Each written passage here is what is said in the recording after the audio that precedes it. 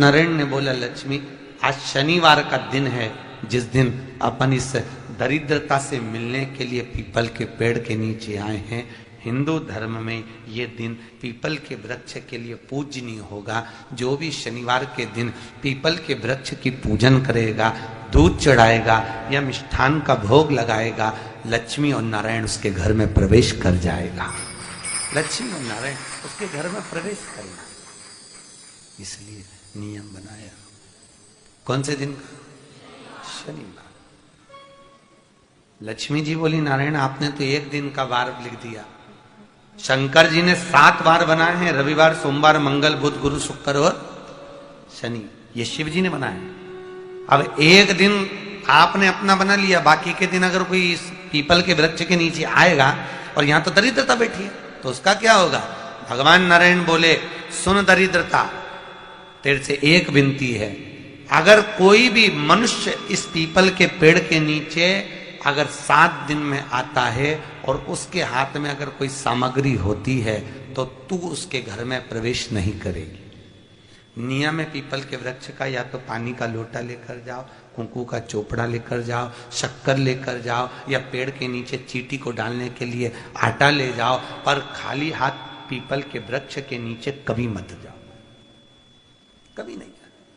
अरे भाई बहुत कर्जा है, कोई मिल जाए जो थोड़ा बहुत सपोर्ट। हमने कहा मुश्किल। एक है वो कर्जा नहीं देता, खुद कर्जे में रहता है, और उसका नाम महादेव है, शिव है, शंकर है, ओघड़।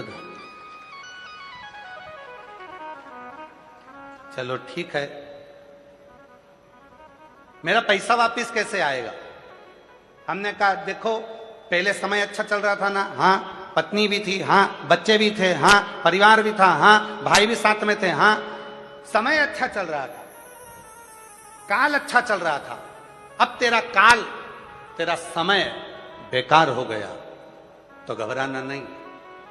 घड़ी बनाने वाला, समय बनाने वाला, काल बनाने वाला उस महाकाल को याद करना प्रारंभ कर दे, और जिस दिन तू महाकाल को याद करना प्रारंभ करेगा उस दिन तेरा काल सुधरना प्रारंभ हो जाएगा और तेरी जिंदगी वापिस वैसी की वैसी हो जाएगी। उसने कहा क्या करना पड़ेगा? हमने कहा प्रदोष का समय हो, प्रदोष का समय। तो उसने कहा प्रदोष का समय कब होता है? तो हमने कहा शाम का समय, सूर्य डूब रहा हो, उस समय पर चंद्र अपनी जगह पर आ रहा हो, और प्रदोष का जो समय होता है, दोनों के मिलन का जो समय होता है, उस समय पर बस एक लोटा जल सामने भरकर तैयार रख और आवाज लगा, काल हर, कष्ट हर, दुख हर, दारिद्र हर, खुशी की लहर कर, नमः पार्वते पते हर। बस बोलना प्रारंभ कर, काल हर, कष्ट हर, दुख हर, खुशी की लहर कर। उसने कहा इसके बोलने से कष्ट कट जाएगा। हमने कहा प्रदोष काल में जब घड़ी बनाने वाले को याद करोगे, काल अधिपति को याद करोगे, और चिल्लाकर जब उससे पुकार करोगे, बच्चा रोता है तो माँ गोदी में लेकर दूध पिलाती है, छोटा बच्चा जिद करता है तो पापा फिरकी भी दिला देते हैं, छोटा बच्चा रोता है तो दादी फिंगर बनाकर रोटी का गुट्टा दे देती है। और तू अगर दिल से पुकारेगा, काल हर, कष्ट हर, दुख हर, दारिद्र हर, खुशी की लहर कर, नमः पार्वते पते हर।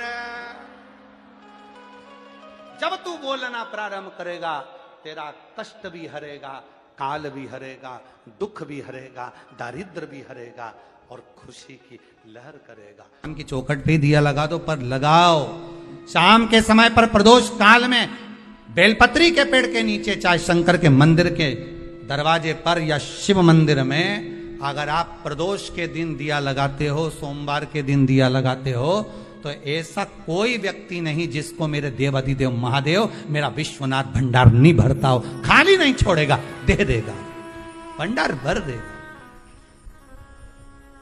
कमी तो नहीं रख सकता, ये पक्का। और तुम करना ही नहीं चाह, 2-4 सोमवार करो और उसके बाद के तो महाराज जी हमने तो करा था, हमको तो मिला ही नहीं। 2-1 प्रदोष करा तुमने, अरे 1 साल करो, सारे दर बदर भी तो अपन ठोकर खा कर आए, इतना साल निकाला अपन ने, और 6 महीना 3 महीना 4 महीना भगवान से निवेदन तो करो, दिल से कहो तो सरी, नी भंडार भरे तो बात दूसरी, एक बार बोलो तो।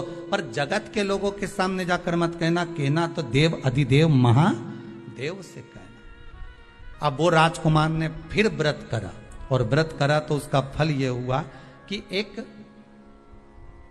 गंधर्वों की कन्या अंशुमती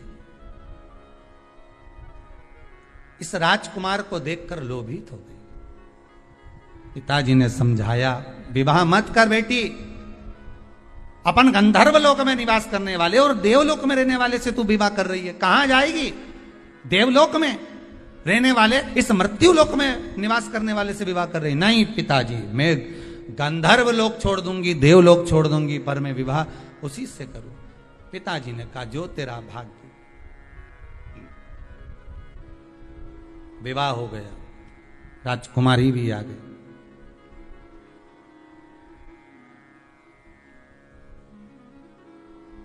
इसका चित्त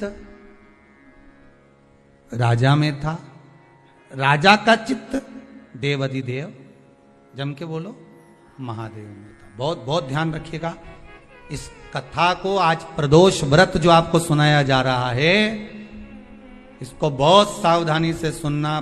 पति से पूछ लेना कि आप मंदिर चल रहे हो, मैं जा रही हूं, वो कहे हाँ चल रहा हूं, या उसने कहा कि अभी थोड़ी देर से चलते हैं, ठीक है, कोई बात नहीं। बहुत मन हो उसका, आपने पूछा, दिल से कह दिया हाँ चल रहा हूं, तो ले जाओ।